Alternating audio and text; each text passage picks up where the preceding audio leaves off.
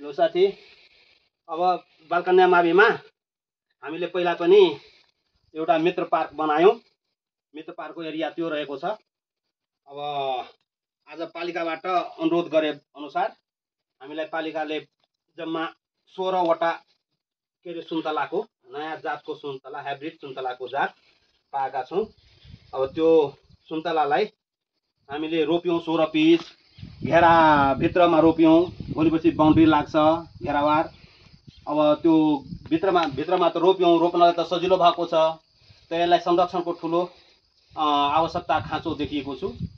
अब त्यो विद्यालय प्रशासन, विद्यालय परिवार, शिक्षक विद्यार्थीहरूबाट यसलाई संरक्षण गरिदिँदा धेरै राम्रो हुन्थ्यो र विद्यालयको वातावरण र हाम्रा फलफुल पनि विद्यार्थी भाइ बहिनीहरू, हामी शिक्षक स्टाफ पनि खान पाउँथ्यौँ।